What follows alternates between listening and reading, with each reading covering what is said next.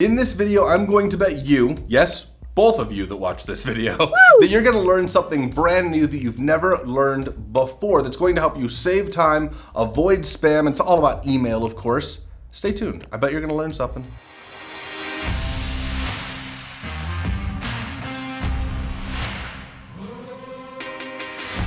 I am done being a slave to my email, and that's gonna end today. So in this video, we are going to unlock how to never get spam again. We're going to talk about how you can know if somebody opened or read your emails that you sent out. We're gonna talk about how you can trick your enemies with email. We're going to talk about how you can write your emails without even writing a word, without having to do it. We're gonna teach you how to do that on autopilot, how you can prioritize email, and a lot more. This one's really fun. Okay, so let's start off with one of the most common online scenarios. You end up going to a website where they're offering some free course or video or ebook, something that you just can't live without, but you have to trade them your email address in order to get it. So you know that you're going to be spammed for the rest of your life, and that kind of sucks. What do?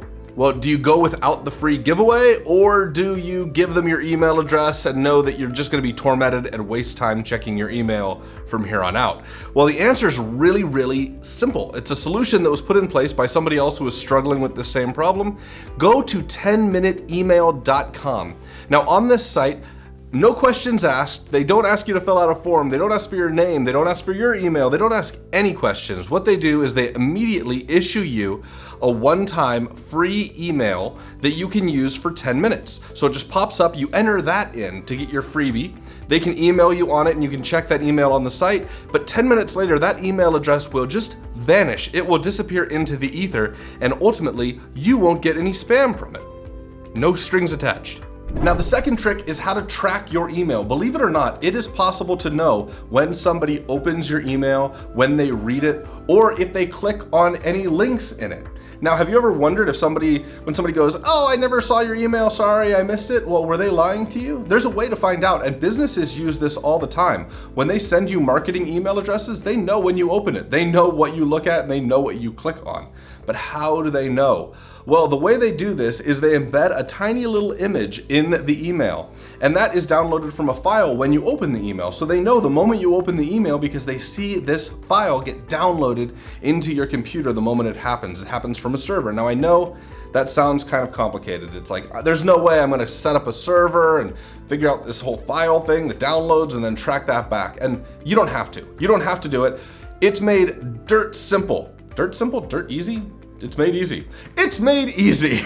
There are companies all around the world that make this happen for general consumers, and they let you do it for free. I use a company called BananaTag, which you can check out at bananatag.com, and they have a free tier where you can go sign up and they will track emails for you, so you know when somebody opens it, or if they go back and read it again, you'll be able to find out. Now, if you don't want to use them, that's fine. Just search email tracking and you'll find a bunch of different services for free that will do this for you.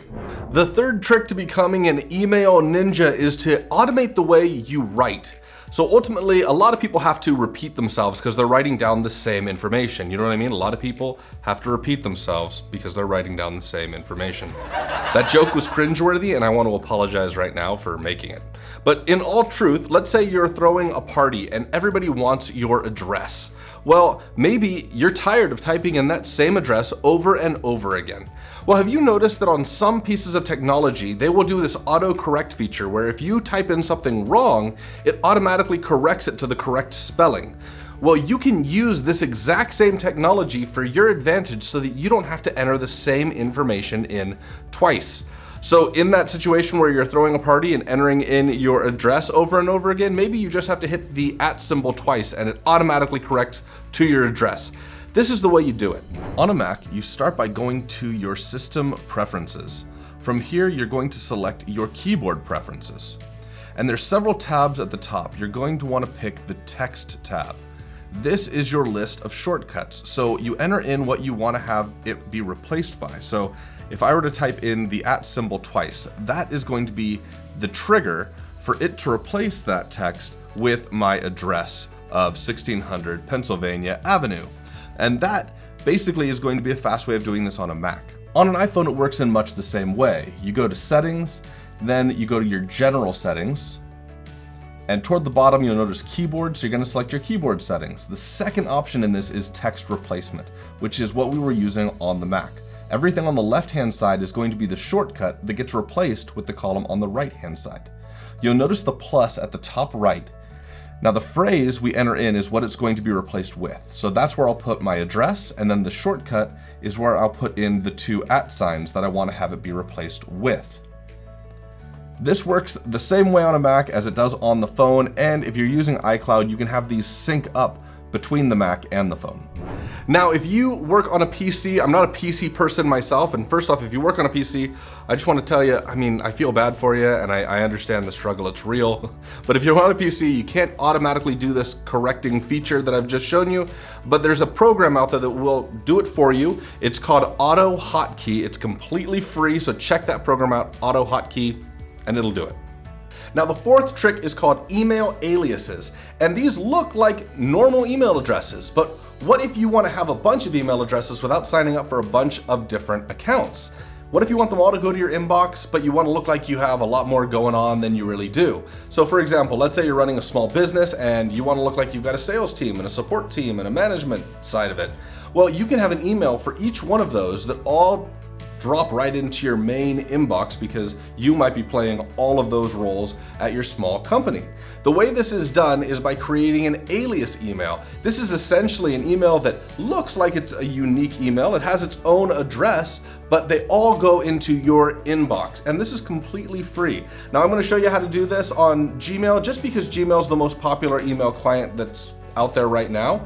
However, this works on tons of different email providers. So it's very, very likely that if you're not using Gmail, your current email registrar or your current email server or host is going to be able to handle this for you as well. Okay, so from within Gmail, you select the little gear in the top right-hand corner. That's going to open up and ask you if you want to see all settings. You say yes. And then the fourth tab at the top gives you the option for accounts and import. You'll notice that there's an area where it says send mail as, and you can add other email addresses. Those are email aliases, and that is what you want to use. Okay, so you've graduated from aliases. Let's move on to filters. What a filter is when we're talking about email is it's essentially a search that happens automatically in the inbox of your email. So you can look for very specific parameters that might fall into whatever you need to find. So let me give you an example. Let's say that you had those email addresses set up. One was for sales, one was for support, one was for management, and you wanted to categorize those. You didn't want them all just dumping in. You want them to filter into nice little folders that you've set up in your email. Well, you can do this with filters. Now I'm going to show you a demo of this, again, using Gmail because it's popular, but this exists in pretty much every email client I've ever used. Okay, so from the main Gmail window, there's this search bar that everybody knows about. But what a lot of people ignore is this drop-down arrow on the far right-hand side of that search bar. If you select it, it opens up a lot more search options. Basically, this is the advanced search area. So you can ask who it's going to be from or who it's to, the subject line, all of this information. You can search and see, hey, does it have an attachment or anything that's included here. So you create this little search, and rather than just saying, yeah, I want to search for it, you create a filter for it. And that's going to make it automatically search for those things in the future and let you pre-sort or mark as read or tag or flag, anything you want. Filters create a lot of possibilities, and in fact, they're very, very paramount in the next two really cool tips that I'm going to share with you. And this one is really on how to kill spam or marketing emails that you don't want. Spam and marketing emails are generally required to have the words unsubscribe on the email. And we can use that as a filter. We can use that to identify all of those emails and get them out of your inbox. We can filter them. So you create a filter specifically for the word unsubscribe. And then I set that up so that it makes them marked as read and makes them get archived. I don't delete them. And the reason I don't delete them is maybe it's something that I want to find later. Maybe it was a coupon they sent me. Or maybe somebody reaches out to me and goes, oh, you didn't see my newsletter? Well, I can go back into that folder that I've archived them all in, and I can search for them and find them later. So I don't want to get rid of them like that. However, generally I don't want to look at a bunch of marketing and spam emails all day. So I just get rid of them by searching and filtering for the word unsubscribe. Did you know that a lot of email hosts will ignore a period in an email address? Kind of like me in a relationship. Terrible jokes today, and I just want to apologize. They're all bad. So if you put a period in an email address, a lot of hosts won't even notice that it's there, meaning you can send an email with the wrong email address because you can put in your email period at gmail.com and it will be sent out as though the period wasn't in there. And when they respond, they'll respond with that period in the email address as well. How is this useful? Well, I use it to prioritize the emails that I send and receive. So if I'm sending out an email that the response is going to be really, really important, I'm going to actually add a period into that and use a filter to find the email. So any normal email, I don't put a period in the email address. I leave it just as a normal email. It comes in, it's of standard priority. But a higher priority email, I will put a period between my email address and the @ sign in the email address, essentially. So if it's your email at gmail.com, between your email and the @ sign, I put a period right there. And when that comes back to me, if they reply to that email address, it will come back to me with that period in there, and I can use a filter to identify, oh, hey, that's one of the emails that has a period in it. Basically, I'm just searching for it, and I know that it's high priority, so I can have my email client automatically flag it, automatically put it in a folder that says high priority, so when I check my emails, the first emails I go to are the ones that are rated as high priority. So you can use this little trick to prioritize the email you receive. Now, my friend Dylan taught me this next trick, and I can't believe I've gone my whole life without learning this because it's a game changer. It absolutely blew me away. And it was so obvious and so easy. But similar to the little ... or period hack that I just said, where periods are not noticed by emails, the same thing applies for a plus symbol followed by whatever you want. It's just ignored by email clients. So if it's your email plus whatever at gmail.com, the plus sign and whatever you put after it will be ignored until it reaches the @ symbol. Why is this useful? I know it seems kind of like a strange thing to be able to do, but it's really, really useful. So I'll share with you a couple of things that I use it for. So first off, let's say I go to an online service where you need your email address to sign up for it, but I might want to create multiple accounts for who knows what reason. Maybe they're giving away a free coupon and I want to get that coupon a couple of times. Well, rather than creating multiple email addresses to subscribe, I can go in there and I can type in my email address, +1 at gmail.com, and it will go out to them. Then I can go back in and say my email address +2 at gmail.com, and that will go out as well, and I will receive both of those emails back, meaning I essentially have an unlimited amount of email addresses at my disposal. Another thing that I use it for is when companies ask for my email address, I give them my email plus their company at gmail.com.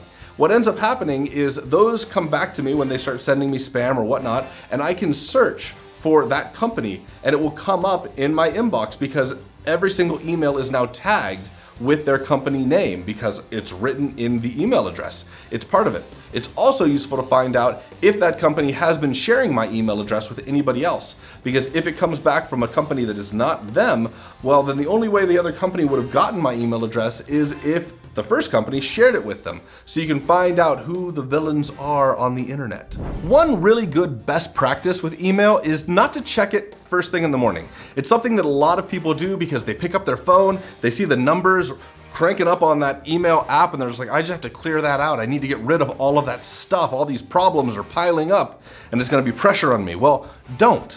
Here's the thing. Emails are generally somebody else's problem. They're sending information to you because they either want to sell you something or they need your attention, they want you to look at something, and you're putting somebody else's problem first thing in your day. You should definitely make your own problems the first thing you deal with in your day. And so, focus on yourself in the morning. We're gonna do a video on morning routines at a later point, but the point here is valid. Don't check your emails first thing in the morning. Pay yourself first, as they say, and save your emails for a later time. Just schedule it later.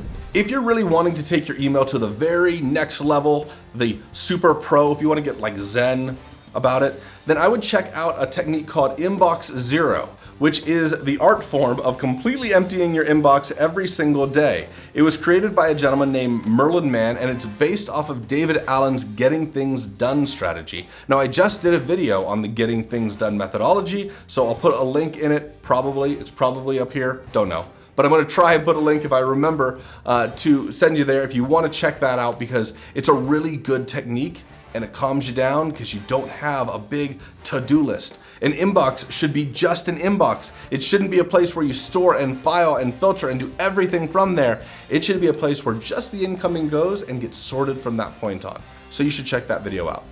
If you're finding value in these, and if you found one tip that you didn't know, if you found one email trick that helped improve your productivity, then hit the subscribe button, because I promise there's going to be more in subsequent videos, and I want to connect with you. I want you to check out my future videos that are coming up soon. So please also share this with anybody who might find value from it as well. It might be your organization, it might be a friend, who knows? And if you've got an email trick or tip that I didn't mention in this video, please comment it below, because I need to learn more tricks all the time. And I hope to see you on the next video. Bye-bye.